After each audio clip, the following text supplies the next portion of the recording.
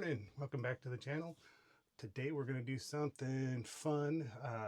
If you like maple bars but you don't want all the effort that goes into them, or it's kind of daunting, I've got a recipe for you that is easy, fairly quick, especially compared to a regular maple bar recipe. And you can even make others like chocolate bars and whatever. But that's what we're doing today. We're out in the woods and it's morning. It's still pretty early. It's probably 7 o'clock. I'm not even sure because I don't have a clock in here and my phone is somewhere and I don't know where I put it. So I'll have to find that later. Anyway, I've got everything already laid out here. So let's go ahead and do a quick rundown on what's in here. The oven temperature for this recipe is 350. I know I didn't quite get that clear in the last video.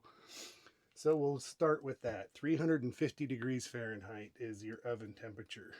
And so we've got 360 grams AP flour. I don't have the volume in my recipes, but sorry about that. That was my tripod closing. I thought it was, but it wasn't. I will put the recipe or the ingredient list in the description for the video, and I'll put the volume measurements in that. So 2 grams of salt and 192 grams of sugar, and then 8 grams each cream of tartar and baking soda, 180 grams of sour cream, 2 large eggs, 1 tablespoon of maple syrup, and that's actual maple syrup, not table syrup, half cup of oil. This case I'm using corn oil because that's what I have in here, but you can also use canola. And then I have 3/4 of a cup of whole milk. I don't know if you can even see the measurements on there, but pay no attention to them because I discovered wherever I got these, I got a 3-piece set. I don't remember where I got them because I got a lot of stuff really quick for this whole thing. And I discovered they're metric converted, and they have some imperial measurement on here and they're all wrong. So I had to actually use my good measuring cup to measure it and put it in there so I could wash out my measuring cup and use it for the other one. So I need to get another set of measuring cups. But the coffee's on, oven's warming up. This is the pan that I'm going to be using today. It's a bar pan. I only have one because they're $22 a piece, and I'll have to wait and get more as I can. Because I can get more now, but it was the end of the month and things were getting a little tight with the other $2,500 in kitchen stuff I'd already bought for this. So I've got some lard in here that I've melted down. You can use coconut oil or whatever. You just melt that down and use a brush to brush the pan.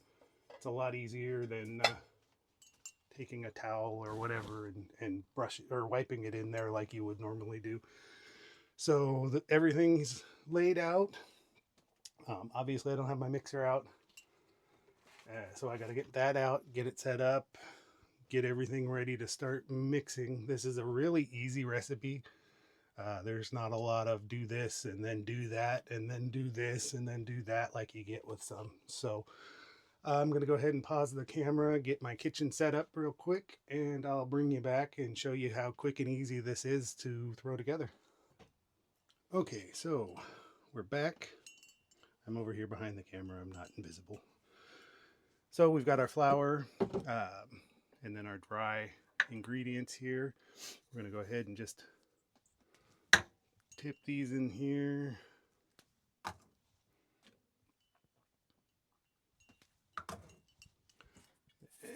And go ahead and add in the sugar.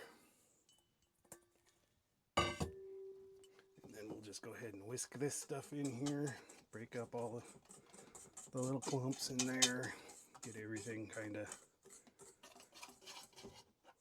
light and fluffy in there. You can sift this if you want to. It's not required. I've had no issues with just whisking it, but if you want to, have at it. It won't hurt anything. So there you go, everything is nice and smooth in there. And then we'll just bring this around. I've got my mixing bowl right here for the mixer. Just dump that in.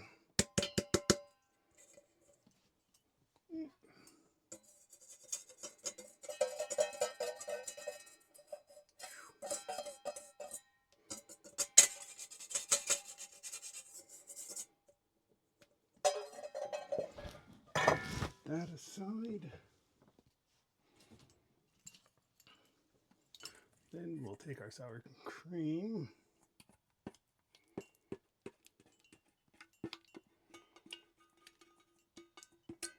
scrape it right in there on top.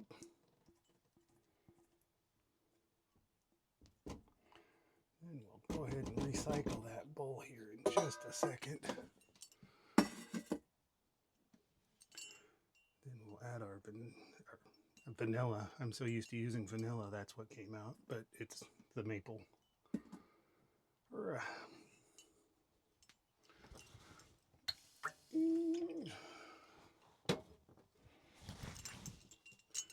The milk.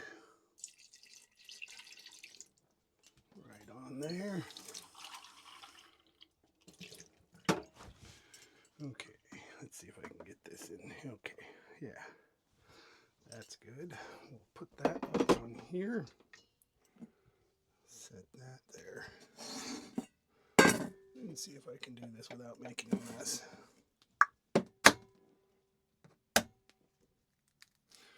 And we'll just crack them in here because, one, it gives you a chance to get any shells, and two, if you're using fresh eggs from the farm or your own flock or whatever, this gives you a chance to catch any that might have undesirable stuff in the egg instead of the egg that you expect to find in there. If you've used farm fresh eggs, you know what kind of stuff we're talking about. If not, you'll know it if you encounter it. Okay, so we've got all this in here now. And, excuse me, go ahead and throw this whisk on here. Use it to scrape the rest of this sour cream off of my spatula because that way I can set it down somewhere without a big glop of sour cream. Okay. And so we're just going to go ahead and turn this on. I'm trying out the noise reduction mode on the microphone. I don't know how well it'll work for stuff like the mixer. But we want to kind of get it incorporated.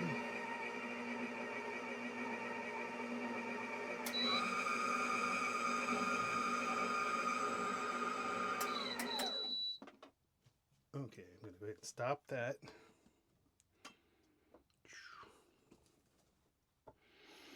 Sometimes I think how great it must be for some of these people that have a camera person to help, because, oh, crap. Stuff like this. They probably don't forget to leave the mount loose enough that they can actually move it if they need to. Okay, so we'll lift this up, and as you can probably see, there's a big pile of dry stuff just riding around in the whisk, and there's a fair amount that's still stuck on the bowl here. So we're going to go ahead and just clean the bowl, and you want to get this part done before you move to the next step, because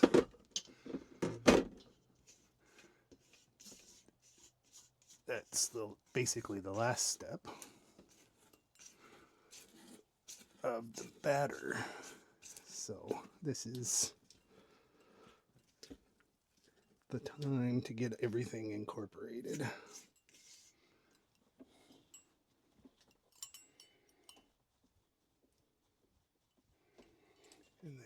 push this stuff out of here and let it fall back down into the mixer. And scrape as much as we can off the spatula again. And we'll go ahead and get it back on a medium low or a low. This is number 2 out of 6 on my mixer. So you can kind of see, we'll go up 1. Get it going. It kind of looks like a thick pancake batter. With it going, you want to go ahead and just go slow enough that it'll incorporate. Mine's kind of pooling right there. There we go.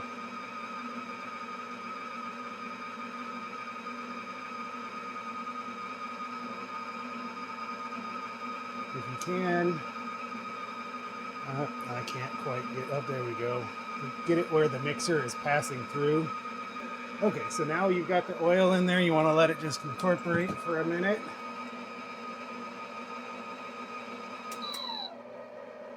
And then bring her down to a stop. Okay, so now we'll go ahead and take this down.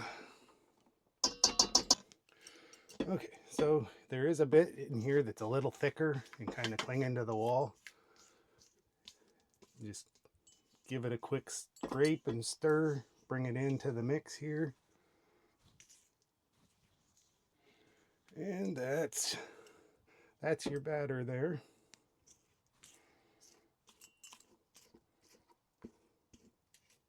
If you do still have a little bit of the dry stuff stuck on there, go ahead and just leave that on the pan, because this batter is too thin. If you scrape it off and try and incorporate it now with the oil in it, it'll just float around in there. You'll get big lumpies of hard stuff in there, and when you get done with it, it's like a hard chewy lump in the donut. So now we have our batter. Let me grab my pan real quick. Previously I tried just using a ladle to ladle them in here. To the other pan I have is square, and it didn't work quite as well.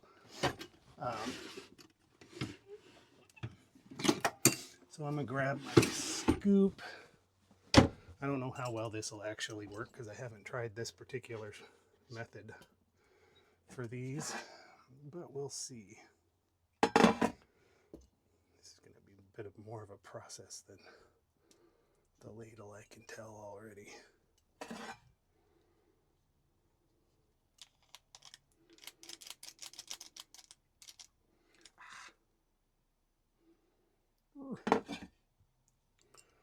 And I think this is gonna work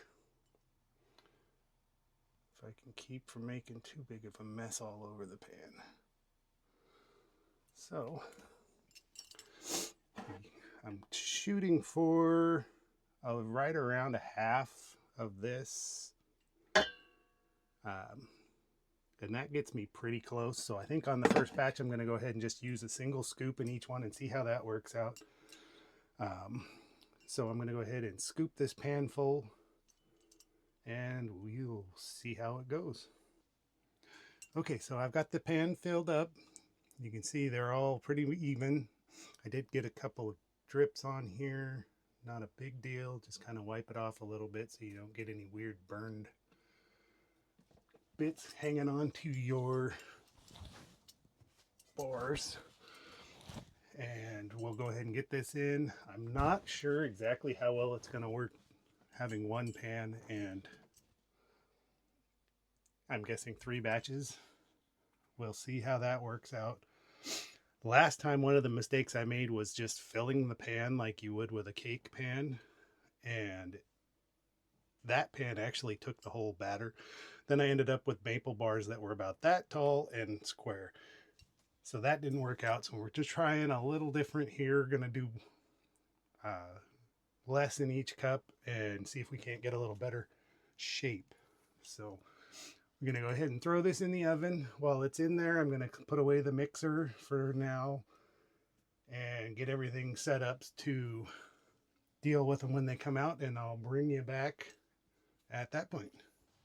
Okay, so I didn't say how long I was putting those in because I haven't used this pan before, so I wanted to see how long it was.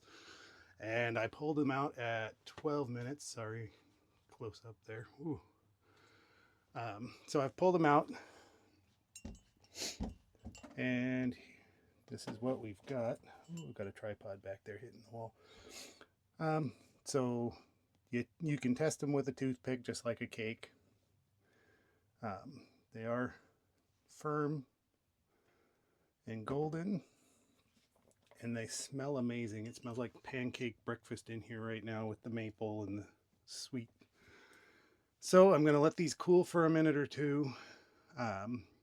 They've been out probably that already.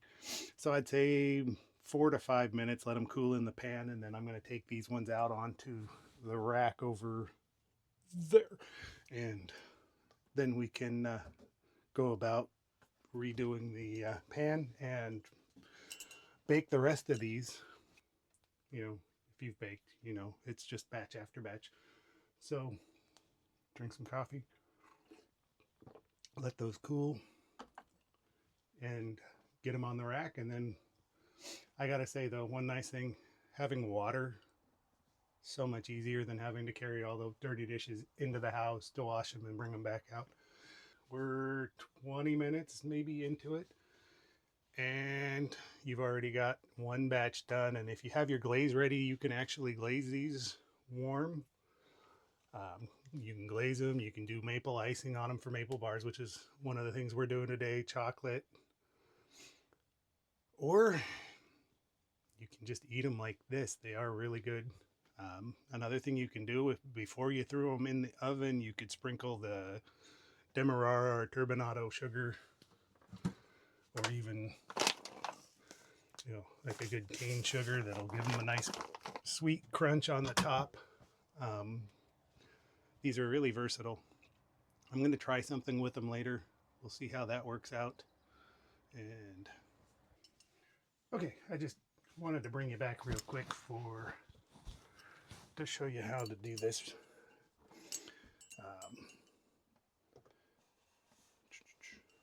So these don't stick really bad. You can kind of wiggle it. I got a little excited on that one. And most of them will just shake out. The ones that don't, pretty easy. Just take your offset, go around, make sure nothing's sticking, and then you just carefully lift it up, and they come right out. Now, one caveat to this is nobody's gonna, you know, they're not gonna mistake this for a normal yeasted donut that you've done all the work and fried up for them, but they aren't gonna care because these are really good. And once you get these out,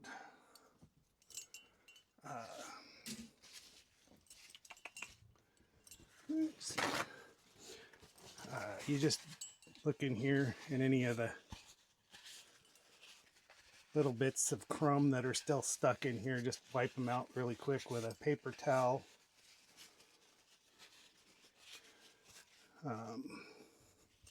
This one's actually pretty good. It doesn't use the oil. It doesn't soak up a lot of the oil from when they're in here.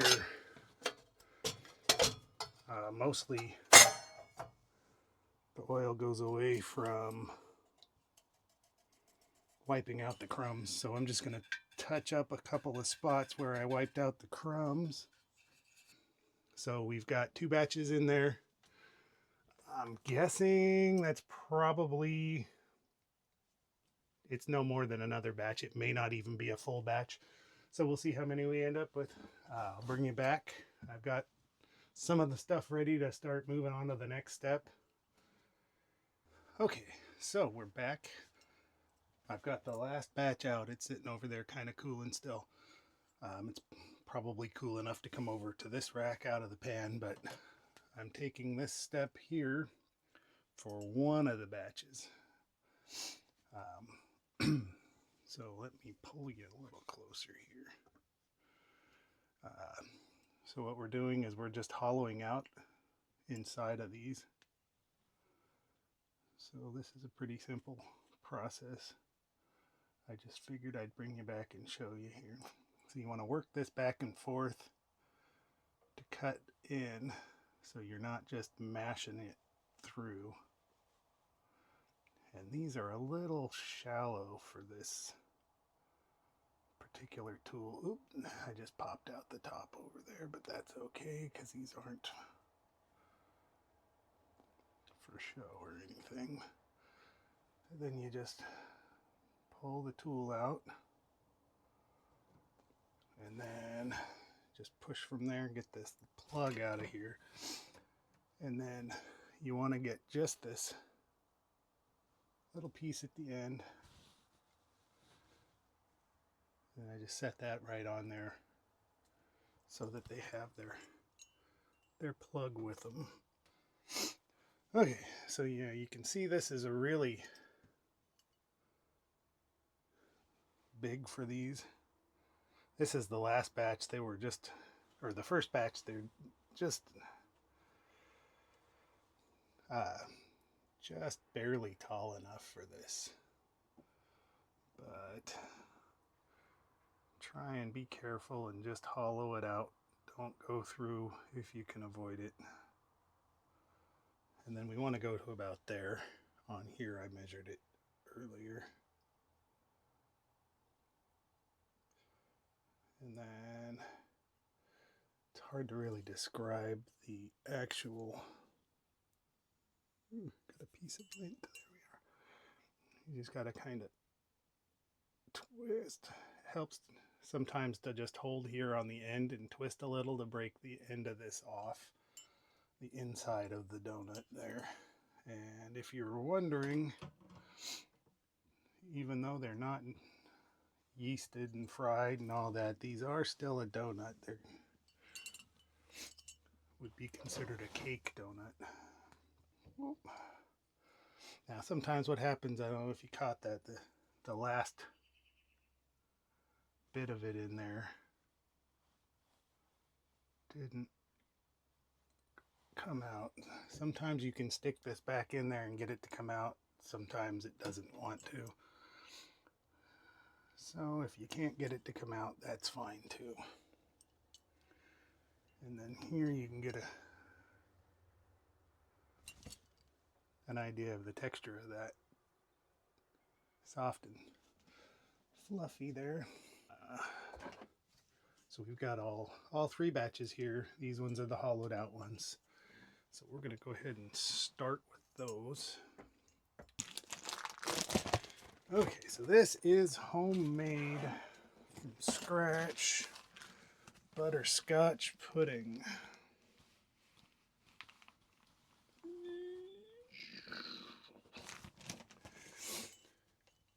And if you want to see how to do that, let me know. Maybe I can do a video on that. Now, like I said before, you can do whatever you want with these bars. You could fill them with fruit jam. You could put frosting on the top.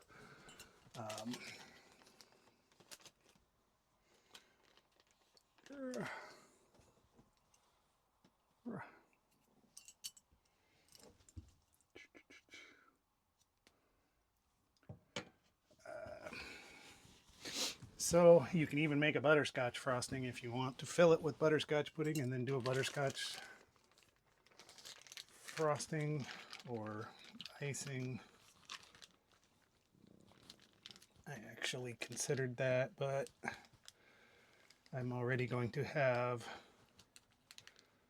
2 full batches of icing. And okay, so I've just got a Ziploc bag here with a piping bag tip. I've got a large-ish star tip. Doesn't really matter what tip you put on there because it's just going to go into the donut. I'm really reconsidering my logistical planning here, so I'm going to set that down and I'm going to relocate all of these. Okay, so I'll set the cap off to the side and just get it in there.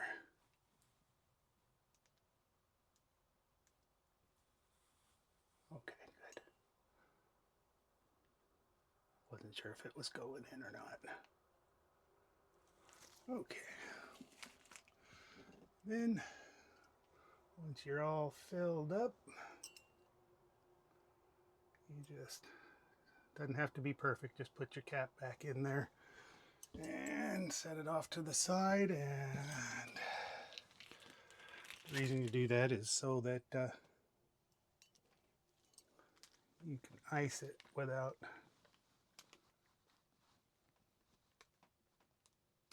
having to worry about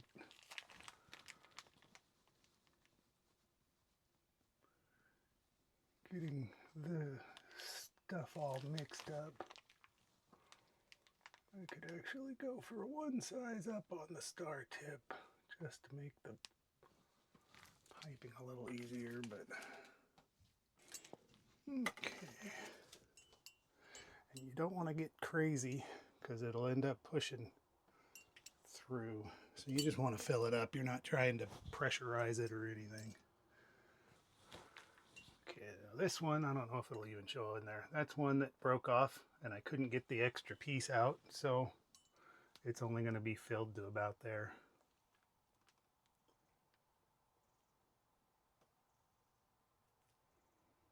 You could go in there if it's important to you that they all be exactly the same. You could get in there with a butter knife or something and probably get that cleaned out. Not that big of a deal. Ooh, air bubble.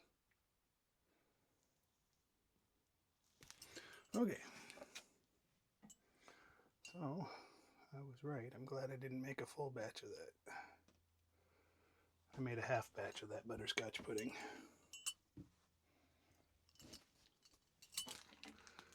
And it didn't take half of the half batch. Okay, so next we have the icing. Let's rack out of the way. Okay, I've got my powdered sugar. I got this out. This is maple. It's up to you if you want to have your all natural vanilla flavor or if you want to go ahead and use the extract. And I just got it out to show you that it's perfectly fine to use it, a quarter or half a teaspoon, depending on how much icing you're making. It's a little more artificial flavor to the maple, but I know just using the maple syrup, it's kind of a delicate flavor. Some people aren't satisfied, I guess would be the best way to say that. Okay, so 114 grams. Let me go ahead and get you in there a little better. And the battery's getting low, so I'm going to go ahead and just do this one, and then I'm going to take a quick break and change that battery. Okay, so there's 114 grams of powdered sugar. And see, we've got 1/8 of a teaspoon of salt, also known as a pinch. I don't know if I have that on here. Yep, I do. So we can actually do a measurement and show you what a pinch actually looks like. Because it's not actually just a pinch like you would pinch in your finger and have your salt. Hold on, let me do it over here in case I make a mess. I'm not doing it in my utensil drawer. Whew, that was a good choice. Good choice.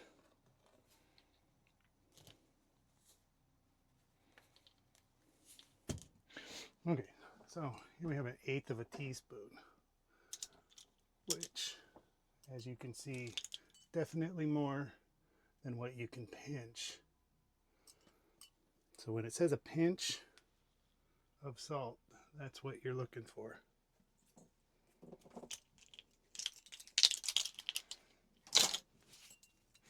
And salt is important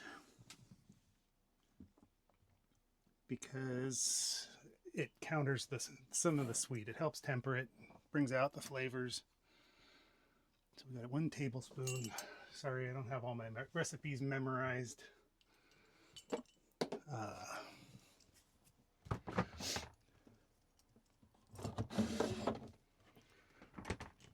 And it's calling for 3 teaspoons, 1 to 3 teaspoons of vanilla.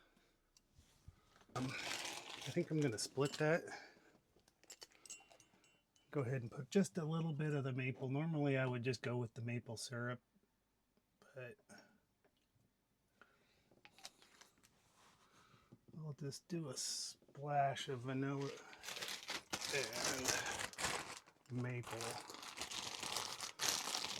And am I going to need that? No, I don't need that for the chocolate icing, so I'll go ahead and put it away.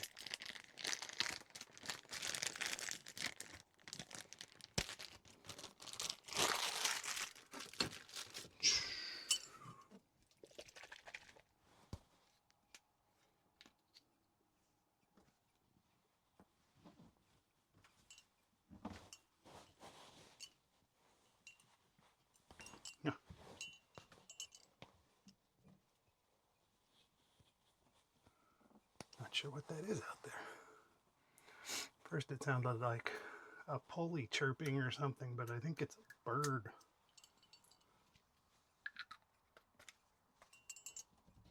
Not even sure exactly where it's coming from.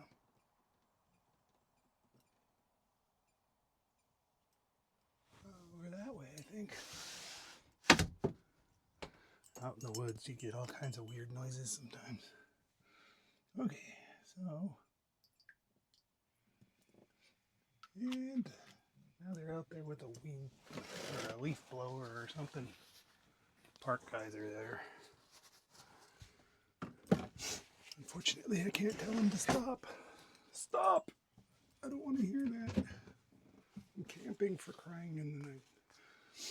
Okay, so I got a teaspoon, about 1.5 teaspoons of vanilla, and then I just went from there up to 2 teaspoons. So about 1/2 teaspoon of the vanilla, or the maple extract, I mean.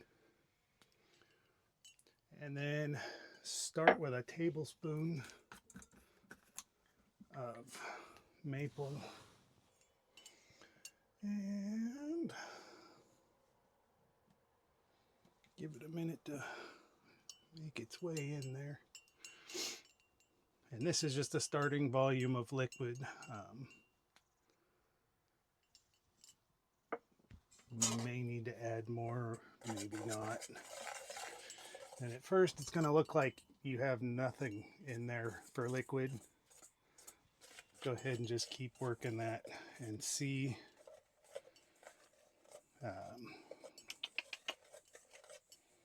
This looks like it is going to be a bit dry.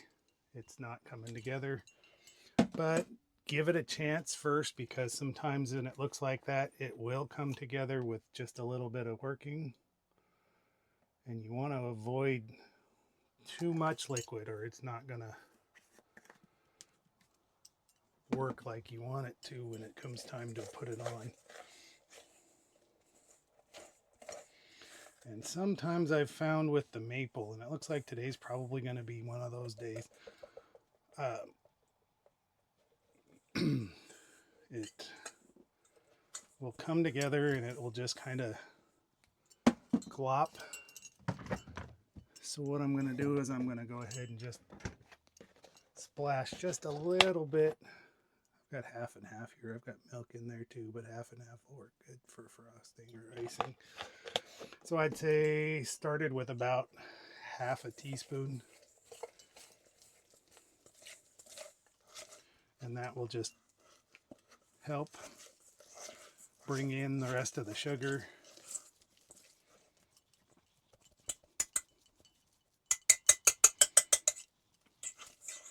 And that is obviously Still too thick.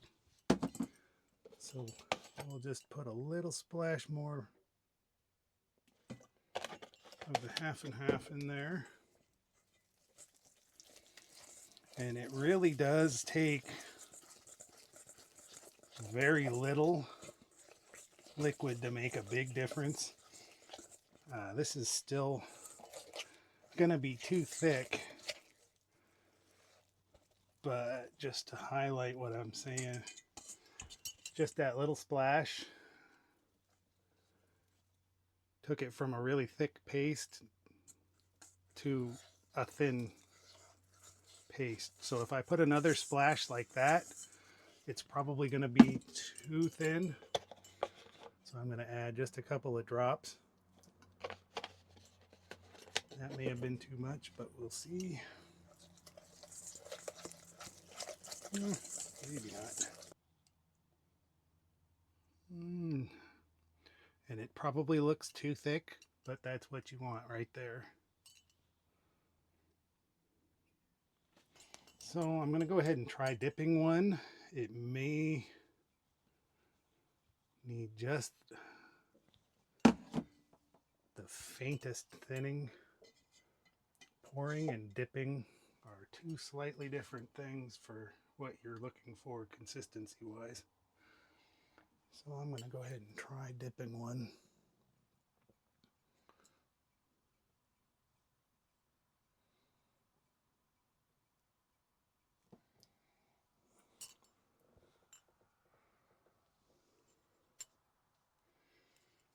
And that actually looks pretty good.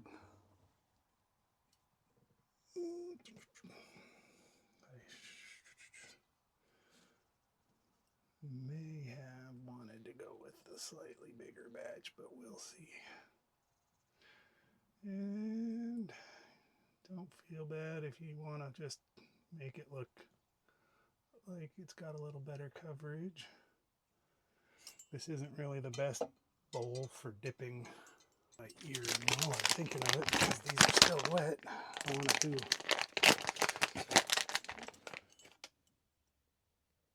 some bacon on half of these.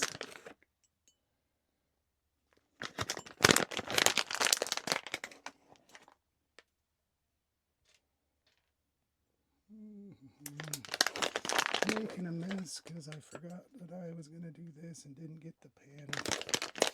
Normally I would have this on a pan to catch the bacon bits and any drips.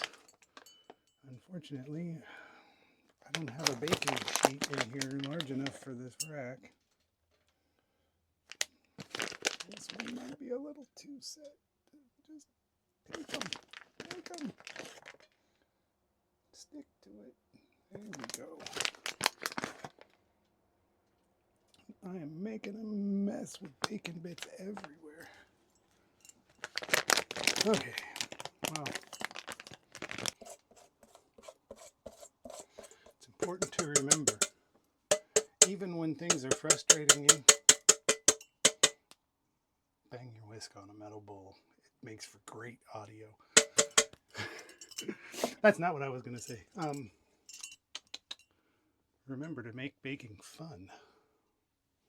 Because if you're not having fun, why the hell are you baking? And this is going to be interesting because this one's cracked on the top. If I stick it in there and dunk it, what I'm going to do is rip it right off. So I'm just going to drizzle this one.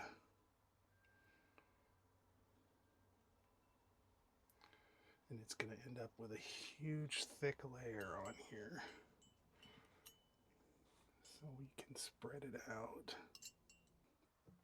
And I think I'm going to go ahead and do this one the same way because for some reason these ones that have been hollowed out and filled with cream are soft and squishy. But unless you're making these for some sort of show, it really doesn't matter if they're a little messy because they're still fun and delicious. So get a good coating on there. And I'm debating think I will get this, the pig sprinkles back out and do a couple of these. Just, I mean, if you're going to do an experiment and see how well butterscotch and maple go together, why not do butterscotch and maple bacon? Why not? Pig sprinkles come off too. If they don't go together, you can just pick off the sprinkles and enjoy them separately. Where did they go? It's so hot. They ran away. And in case you're wondering, yes, my refrigerator is slightly less desolate. This is not the easiest thing to do. It's really hard to dump your sprinkles on top of your donuts when you can't move your hand because the donut's on the bottom layer of the rack. Okay, so now I've got all of those done. I'll start with these ones because I can actually get to them. I'm going to go ahead and take some of this icing. It's already starting to set up a little bit, but that's okay. I'm just going to go ahead and trace over a couple of spots that didn't really get covered very well before. And this is fun for kids too. If you've got kids and they like helping in the kitchen, drizzling icing on donuts is probably like the funnest thing for them to do. Especially if you can mix in some non-toxic coloring and let them go tie-dye on donuts, and that is a good source of entertainment. It's art you can eat. That's the best part. Swing back around here. So now we have 12 maple bars. 4 regular, 4 with bacon, 2 with bacon and filling, and 2 regular with filling. So we've got a bunch of chocolate and potentia. So I'm going to go ahead and just do a double batch on the chocolate because a double batch of the chocolate is still going to be slightly less than the maple. The recipe calls for using water. I think I'm going to go ahead and just use the half and half because it's sitting here, and why not? If I don't use it, it's going to have to go in the garbage when it goes bad, so why not use it? Okay. So we got 100 grams powdered sugar, so I'm going to go ahead and do 2. Stay.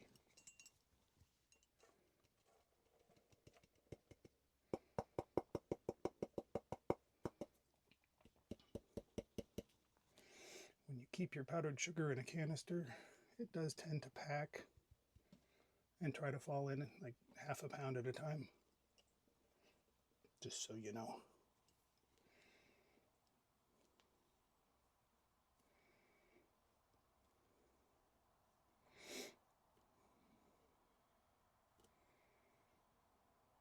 Keep catching little whiffs of scotch on the air from the butterscotch. Okay, ooh, and it's blending with the cocoa.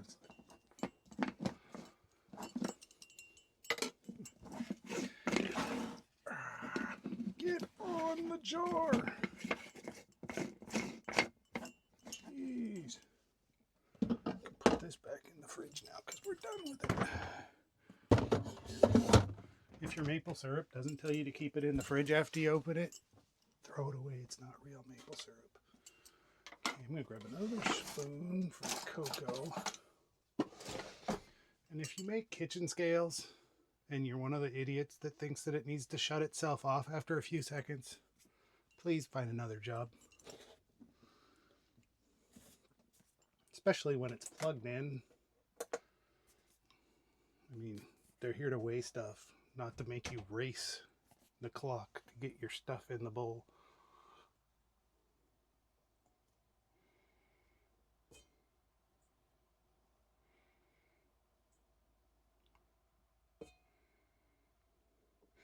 At the very least, if it's actually in the middle of weighing something, like the numbers are changing because food is going into the scale, there's zero reason for it to shut off.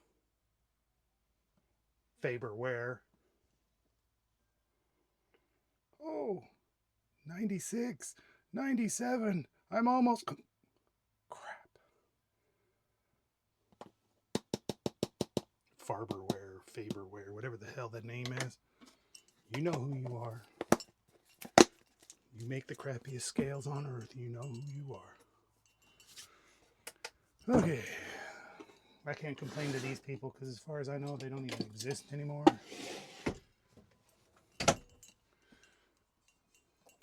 This scale, I don't know why it shuts off when it sits for a second because it's plugged in. And if I remember correctly from the book, it's not supposed to unless it's on battery power. So whatever it is in there that tells it it's plugged in seems to have quit working because it used to not turn off.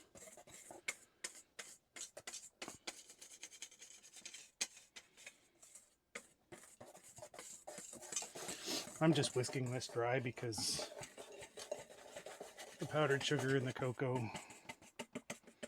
they both tend to have lumps, and it's easier to whisk lumps out when it's dry. Okay, so now no quantity is given for liquid, but took about 4 tablespoons in the maple. That means absolutely nothing because the cocoa loves liquid. It will absorb a lot of liquid. So adding cocoa to the mix means whatever volume of liquid you typically would use is probably not going to be enough. But we will start with, I put about, I'd say about a quarter of a cup of milk, or the half and half in there. And it's not going to be enough. Oh, little bird.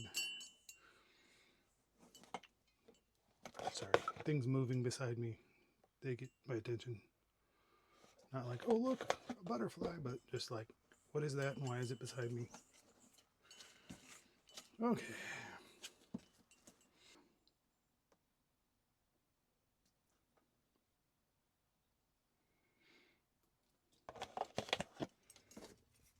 You can measure, but the reality is when you're doing icing, it's really about the texture. And just like any bread dough or any of that, it's going to be a different amount depending on humidity and other factors. So even if this exact mix takes 3/4 of a cup, a half and half today, if I did the same batch tomorrow, it may take half a cup or it might take a cup.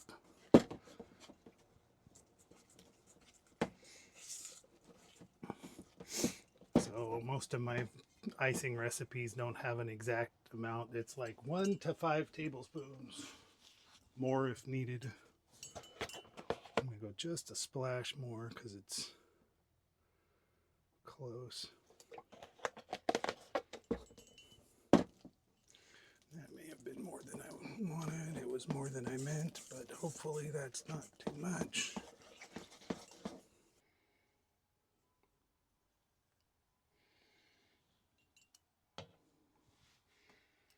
And there we go. And you didn't see any of that because I forgot to turn the camera. Okay. So let's set this over here and we'll do this again because it looks pretty much the same as it did before. You just set that in there, rock it as you pull.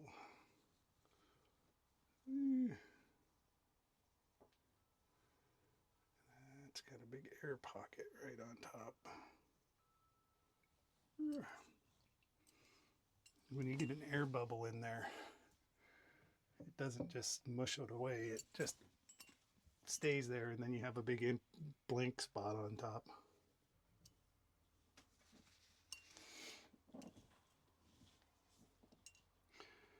If you take only one piece of advice from me, let it be this. If you buy a 2-in-1 coffee pot, put the 2 in one place.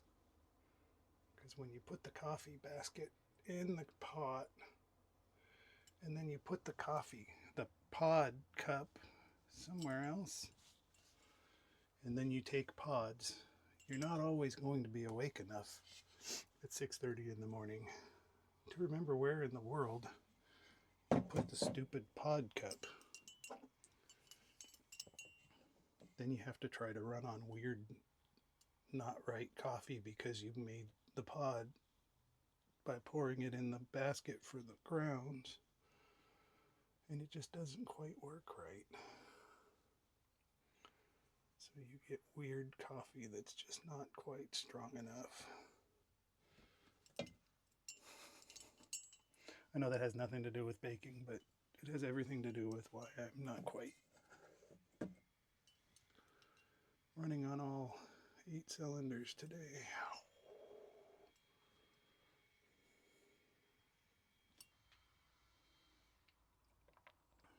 And then the fun begins. These have to set up. And while these are setting up, I get to do the fun stuff of cleaning all the drips off the counter and rounding up all the 3 million little bits of pig sprinkles that didn't make it onto a donut.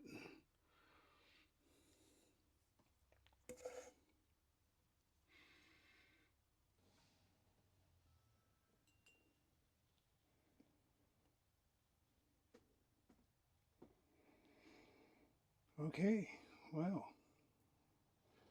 all the cleaning is done, all the donuts are made, and it's time for breakfast. So, just kind of a recap. We did the regular maple and chocolate. We also did the regular filled chocolate, maple, and maple bacon. So I've got those here. So let's see, grab one of these and we can see what it looks like. If we break it open, you can see those are well filled. And again, if you want to see a video on making the butterscotch, and this is actually a browned butterscotch pudding, let me know that in the comments.